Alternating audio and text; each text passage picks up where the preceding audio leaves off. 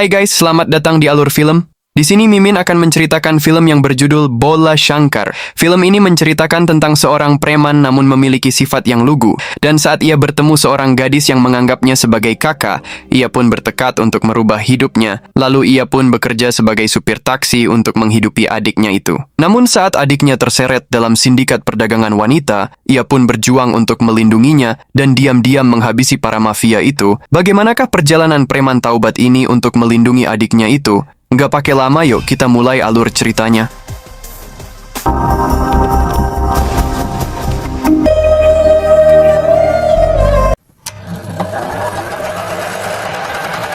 Film ini diawali dengan memperlihatkan sebuah kota yang bernama Kolkata, melihat seorang gadis yang datang ke kuil bersama kedua orang tuanya. Para penjahat ini segera beraksi, lalu ikut membaur ke dalam kerumunan orang untuk menyuntikkan obat bius ke tangan gadis tersebut. Segera tubuhnya pun dimasukkan ke dalam sebuah keranjang bunga, lalu bergegas membawa keranjang itu pergi. Menyadari anak gadisnya hilang, sang ayah ini pun mencoba mencarinya, namun tak juga menemukannya. Tak lama kemudian polisi pun datang ke TKP. Sang ayah memohon ke polisi ini agar dapat segera menemukan anaknya yang telah hilang selama 3 jam. Namun para polisi ini mendapatkan laporan lagi kehilangan anak gadis yang lainnya. Ternyata perkumpulan penjahat ini sedang melancarkan aksi mereka hari itu untuk menculik sebanyak mungkin gadis-gadis yang akan mereka jual. Para gadis yang berhasil mereka culik ini kemudian dibawa ke sebuah kapal besar, lalu mereka dipaksa untuk membuka pakaian mereka untuk dibersihkan, sementara para penjahat ini menyambut kedatangan bos mafia yang bernama Alexander. Lalu mengantarkannya ke hadapan para gadis ini. Bos mafia ini pun segera memulai Zoom meeting mereka dengan para calon pembeli dan berhasil menjual semua gadis itu. Kejadian penculikan serentak yang terjadi di kota Kolkata membuat kepala polisi ini menjadi marah. Apalagi mereka tak memiliki petunjuk sama sekali tentang para pelaku. Sementara para orang tua korban mendesak polisi untuk segera menemukan anak-anak mereka. Sementara polisi korup ini membocorkan rencana polisi tentang penggerebekan ke penjahat ini yang bernama Charles. Keesokan harinya para pasukan polisi khusus ini akan memeriksa peti kemas pada sebuah pelabuhan. Tapi mereka tak berhasil menemukan apapun di sana. Namun ketika akan memeriksa sebuah peti kemas yang mencurigakan,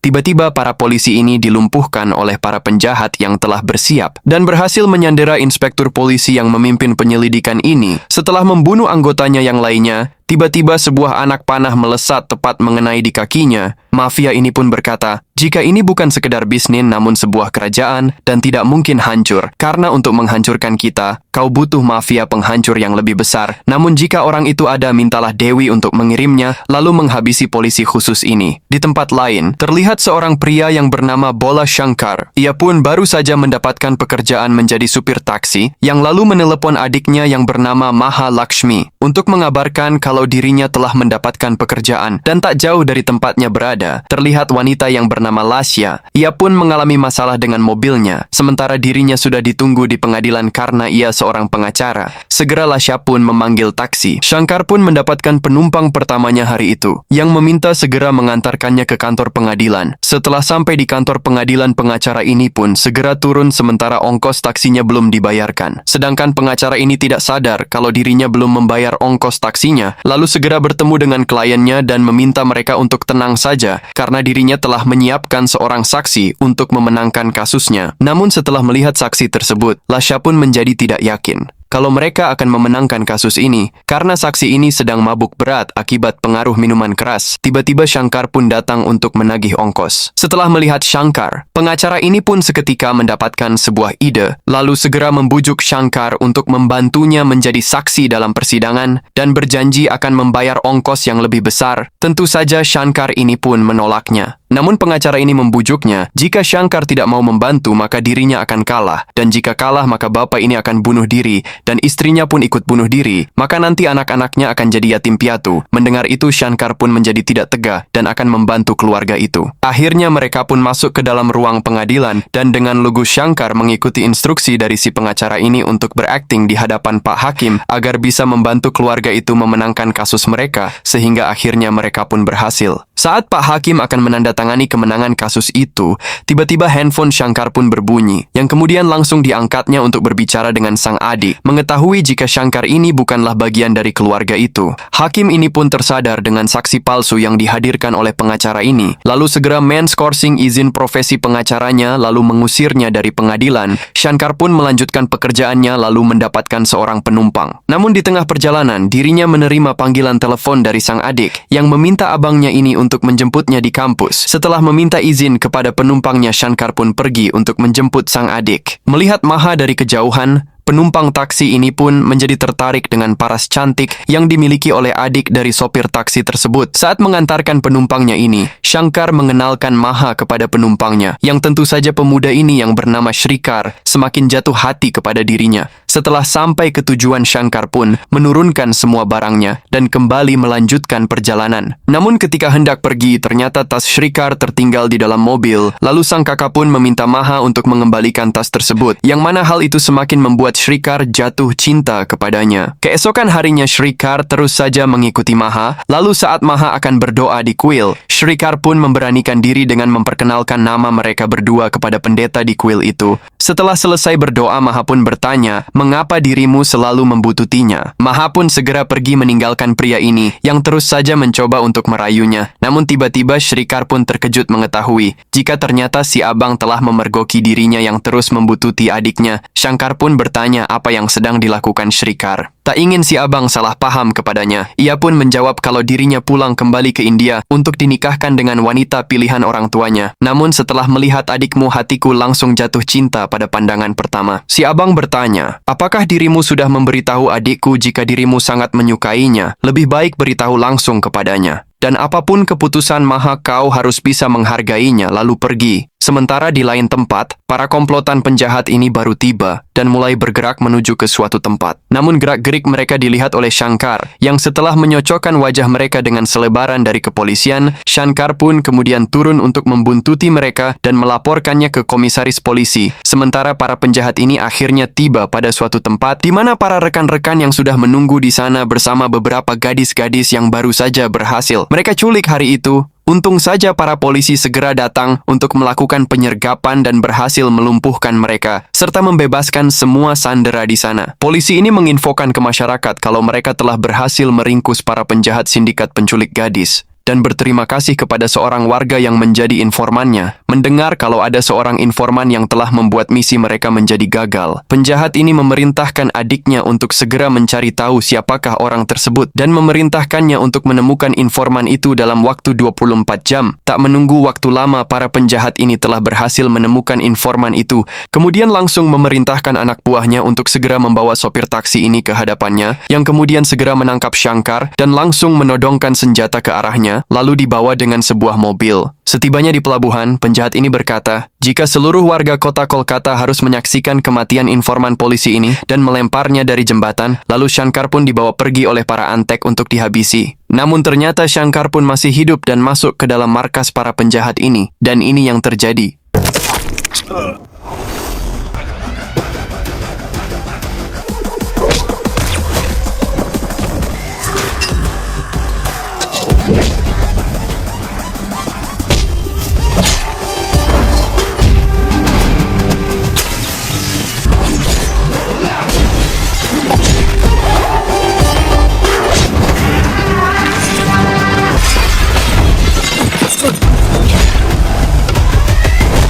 Melihat semua antek-anteknya telah dikalahkan, pimpinan penjahat ini menjadi ketakutan, lalu melarikan diri. Namun langkahnya berhasil dihentikan, dan ketika akan menghabisinya, tiba-tiba sang adik menelpon menanyakan mengapa abangnya belum juga pulang ke rumah. Yang lalu dijawab kalau dia sedang ada penumpang dan akan segera pulang setelah mengantarnya pergi, lalu menjelaskan ke penjahat ini kalau dirinya dengan sengaja mencuri HP milik oknum polisi korup itu, lalu dengan sengaja mengirimkan foto dirinya sendiri agar dapat menemukan keberadaan kalian, lalu menghabisi penjahat ini. Mendengar berita kematian sang adik, penjahat satu ini pun kemudian datang untuk melihat mayatnya yang sudah terbujur kaku dan bertekad untuk membalaskan dendam terhadap pelaku pembunuh adiknya tersebut, lalu segera datang ke TKP untuk mencari tahu siapa yang telah membunuh sang adik. Yang setelah mereka mendapatkan rekaman CCTV, penjahat ini pun melihat sebuah rekaman di mana sesaat sebelum Shankar menghabisi sang adik, Ia pun melakukan panggilan telepon, lalu meminta mereka melacak kemana panggilan itu tersambung. Sementara di rumah Shankar, ia pun sedang kedatangan tamu yang merupakan orang tua dari Shrikar, yang datang ke rumahnya untuk melamar Maha. Shrikar pun menelpon ayahnya untuk menanyakan apakah Maha mau menerima lamaran ini, yang lalu dijawab dengan malu-malu tanda setuju,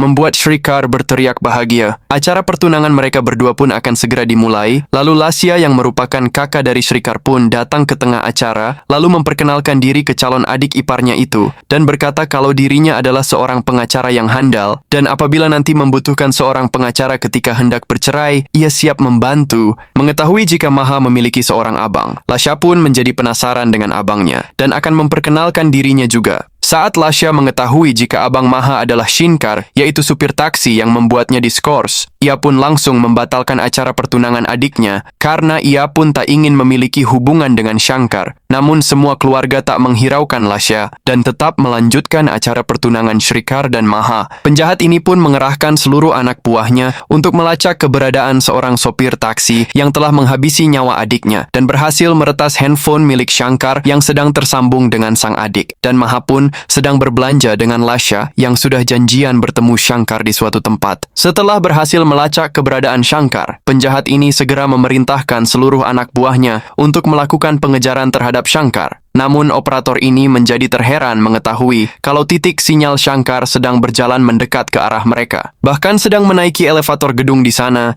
segera penjahat ini pun memerintahkan para anak buahnya untuk bersiap, dan ini yang terjadi cuy.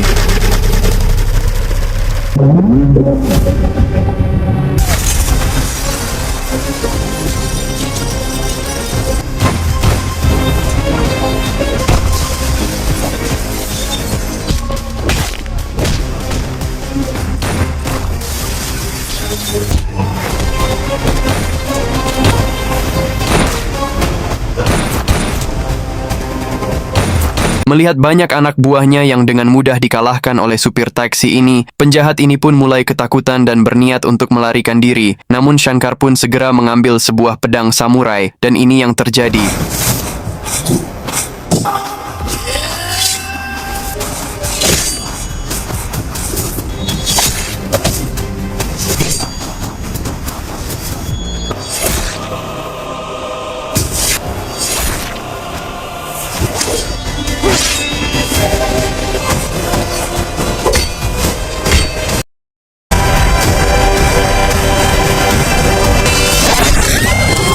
Melihat kejadian itu, Lasya pun menjadi ketakutan dan mengira jika Shankar adalah seorang penjahat brutal. Lasya pun berkata, "Aku tidak akan membiarkan adikku menikahi adik seorang pembunuh." Mendengar itu, Shankar pun menjawab, "Kalau itu keberatanmu, maka kau pun harus tahu jika Maha bukanlah adik kandungku." Oke, kita kembali dulu ke 1 tahun yang lalu.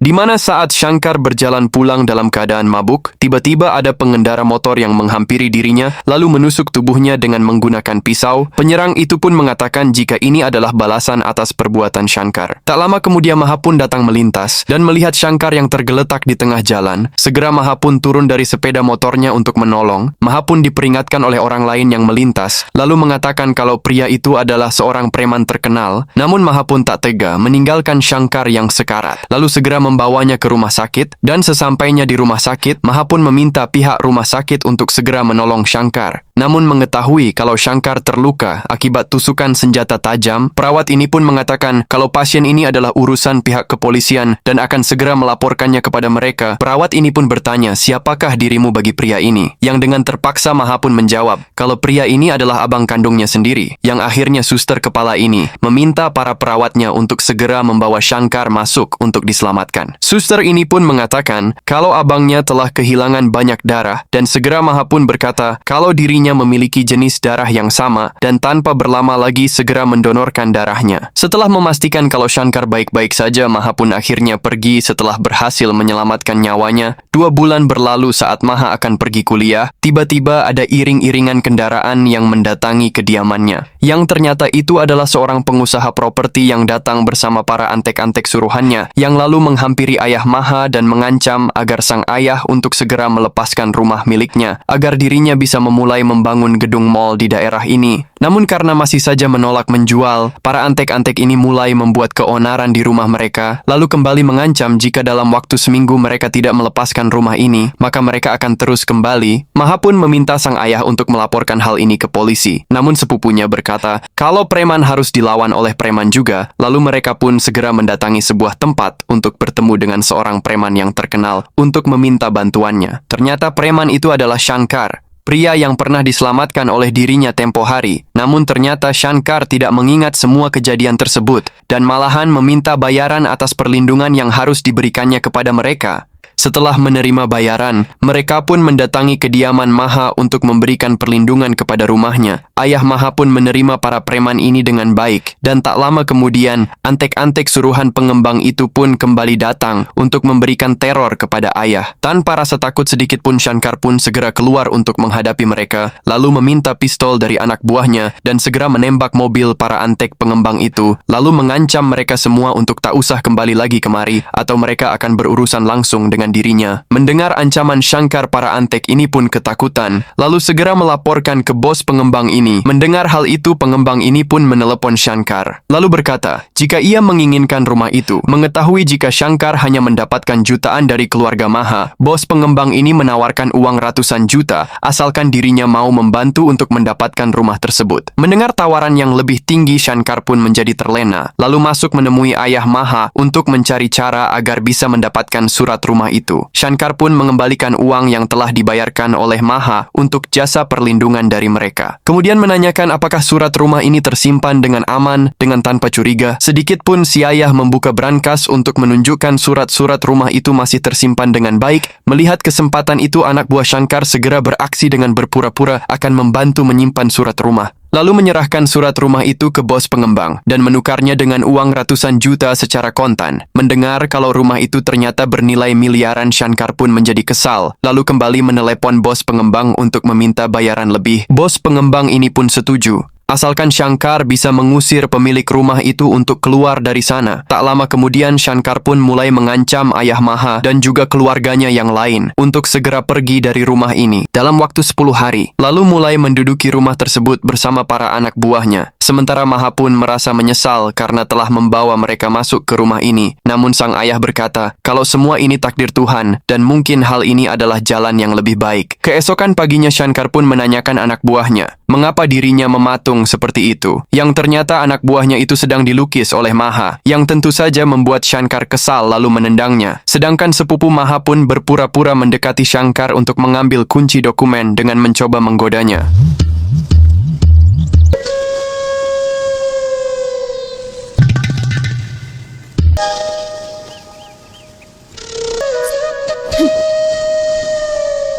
Sepupu Maha pun mendekati Shankar untuk mengambil kunci itu, namun sepertinya gagal. Walaupun mereka preman yang akan membuat keluarga ini kehilangan rumah mereka, namun keluarga Maha masih tetap memperlakukan para preman ini dengan baik seperti keluarga. Maha pun memohon kepada Shankar agar mau menyelamatkan mereka, karena surat rumah itu direncanakan akan digadaikan untuk membiayai pendidikan kuliahnya. Namun Shankar tak peduli dan mengusir gadis ini untuk menjauh. Bos pengembang itu pun kemudian menelepon Shankar dan mengatakan kalau ada dokumen yang harus ditandatangani oleh Maha, lalu memerintahkan Shankar untuk membawa Maha ke hadapannya. Sementara di kampus, para penjahat ini ternyata sedang mengawasi Maha dari kejauhan. Setelah keadaan sepi, para penjahat ini segera mendatangi Maha lalu dengan cepat menarik tubuhnya masuk ke dalam mobil. Untung saja kejadian itu dilihat oleh Shankar yang juga hendak membawa Maha pergi. Kemudian Maha pun dibawa ke sebuah gudang yang menjadi markas para sindikat penculikan, lalu membawa Maha untuk dimasukkan bersama perempuan-perempuan lain. Sementara para penjahat ini melaporkan ke bos mereka, yaitu Alexander, bahwa mereka telah mendapatkan cukup wanita untuk segera dikirimkan kepadanya. Setelah semua beres, para penjahat ini segera pergi untuk bersiap memulai mengirim korban mereka ke luar negeri. Namun tak lama kemudian pintu gudang ini diketuk dengan keras oleh seseorang, membuat para antek-antek ini menjadi heran. Setelah pintu dibukakan, ternyata Shankar dengan gagah berani datang seorang diri. Dan ini yang terjadi, cuy.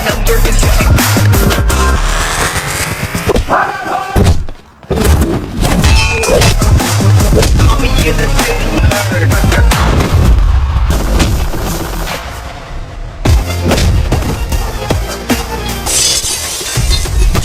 Sementara Maha pun berhasil membuka pintu mobil dan mengajak semua perempuan korban penculikan untuk segera keluar dari tempat itu. Namun sebelum Maha pergi, ia pun masuk ke dalam sebuah ruangan, lalu melihat sebuah harddisk milik penjahat, lalu membawanya pergi. Shankar pun kemudian mengambil sebuah bis untuk membawa para perempuan korban penculikan ini pergi, lalu membawa mereka semua ke rumah Maha. Ayah Maha pun berterima kasih atas semua pertolongan Shankar, lalu mengatakan jika dirinya tahu kalau Shankar adalah orang baik. Sang ayah pun tak memiliki seorang anak laki-laki, namun mulai hari ini dirimu adalah abang bagi para perempuan ini termasuk juga anaknya. Mendengar itu Shankar pun tak bisa berkata-kata lagi lalu pergi, namun langkahnya dihentikan oleh Maha, yang kemudian memanggil Shankar dengan panggilan abang, membuat hatinya semakin tersentuh, lalu pergi meninggalkan rumah itu untuk menemui bos pengembang ini. Bos ini pun menanyakan mengapa Shankar tidak membawa Maha bersamanya, yang dijawab kalau semua kesepakatan mereka telah batal dan meminta kembali surat rumah itu. Tentu saja bos pengembang ini marah lalu memerintahkan anak buahnya untuk membawa Maha, namun langkah mereka segera dihalangi oleh Shankar yang berbalik membela Maha dan keluarganya.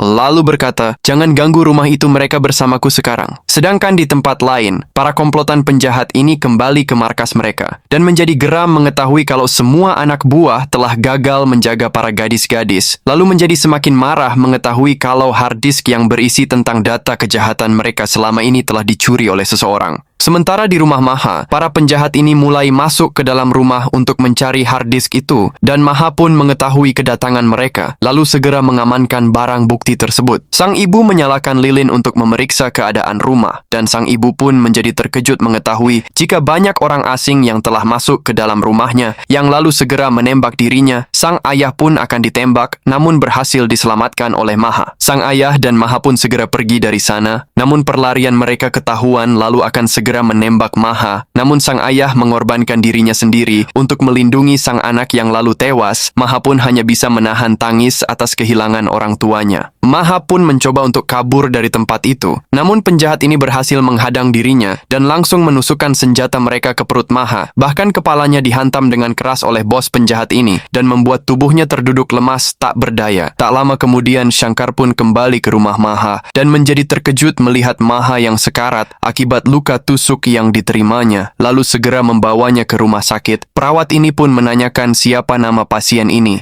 dan apa hubungan pria ini dengan dirinya, yang kemudian dijawab oleh suster kepala ini kalau pria ini adalah abang si pasien, di mana gadis itu pernah membawa abangnya kemari dan menyelamatkan si abang dari akibat luka tusuk. Mendengar semua perkataan suster ini, Shankar pun menjadi semakin terpukul. Mengetahui ternyata Maha inilah yang telah menyelamatkan nyawanya dan tak pernah sedikit pun memberitahukan kepada dirinya, sementara selama ini dirinya telah berlaku tak baik terhadap keluarga Maha. Dengan meneteskan air mata, Shankar pun bertekad dalam hati akan menganggap Maha seperti adik kandungnya sendiri. Setelah menjalani perawatan, dokter ini pun mengatakan jika Maha telah mengalami pendarahan hebat pada otaknya yang mengakibatkan kehilangan semua ingatannya. Maha pun tak mengingat wajah kedua orang tuanya. Namun setelah melihat wajah Shankar, Maha pun mengatakan jika pria itu adalah abang kandungnya, membuat Shankar bertekad dalam hati untuk melindungi Maha sepenuh hati dan akan membalaskan dendam kepada para penjahat yang telah merampas nyawa kedua orang tua Maha. Setelah mengetahui jika Shankar melakukan itu demi Maha dan juga untuk menghancurkan kerajaan perdangan wanita, hati Lasha pun menjadi luluh dan tetap akan melanjutkan pernikahan adiknya dengan Maha. Bos penjahat ini pun menghubungi Shankar untuk memberitahukan kepadanya jika Maha telah berhasil dirinya culik dan menantang Shankar untuk datang menyelamatkan Maha ke gudang miliknya. Dengan segera, Shankar pun bergegas pergi untuk menemui bos penjahat itu. Setelah tiba di tujuan, Shankar pun mencari keberadaan sang adik dan tanpa rasa takut mendatangi bos mafia ini untuk menanyakan di mana adiknya berada. Mendengar jika sang adik telah dibunuh, si abang pun menjadi sangat marah. Namun ternyata itu hanya pancingan bos penjahat ini. Shankar pun menjadi terkejut mengetahui jika ternyata sang adik hanya dimasukkan oleh antek bos ini ke dalam bagasi taksi Shankar dan dirinya sendirilah yang membawa sang adik kepada mereka. Yang kemudian Maha pun segera dipindahkan untuk mereka jual. Bos penjahat ini pun lalu memerintahkan para anteknya untuk menghabisi Shankar sementara mereka pergi menuju ke pelabuhan. Setelah bos penjahat pergi, Shankar pun dengan cepat melumpuhkan semua antek-antek itu agar dirinya bisa menyusul. Namun setelah di jalan, Shankar pun menjadi bingung kemana tujuan mobil yang membawa Maha pergi. Sementara dari dalam bagasi mobil, Maha pun berusaha keras untuk mengambil sebuah handphone yang tergeletak pada kursi belakang. Dan setelah berhasil mendapatkan mendapatkannya, ia pun segera menelepon sang abang untuk meminta pertolongannya. Shankar pun segera pergi ke jembatan penyeberangan, lalu meminta sang adik untuk membuka penutup kabel pada bagasi mobil itu, lalu mengarahkannya untuk memutuskan salah satu kabel. Setelah Maha berhasil memutus kabel tersebut, akhirnya Shankar pun tahu mobil mana yang harus dirinya kejar. Setelah sampai pelabuhan, Maha pun segera dikeluarkan untuk dipindahkan, dan tak lama kemudian Shankar pun datang untuk menyelamatkannya. Namun bos penjahat ini mengeluarkan busur panah miliknya, lalu membidik Shankar, sehingga taksi yang ditumpangi Shankar menjadi hilang kendali dan jatuh terguling di hadapan mereka. Maha pun maju untuk menyelamatkan abangnya tersebut, namun bos penjahat ini kembali menarik tubuhnya, namun Maha tetap saja maju, sehingga membuat bos penjahat ini marah, lalu melemparkan senjatanya hingga mengenai tepat di kepala Maha, yang mana hal itu membuat ingatan Maha seketika menjadi pulih kembali dan kembali teringat dengan preman itu, lalu segera berteriak memanggil namanya. Panggilan yang seketika membuat Shankar kembali kuat, dan ini yang terjadi, cuy.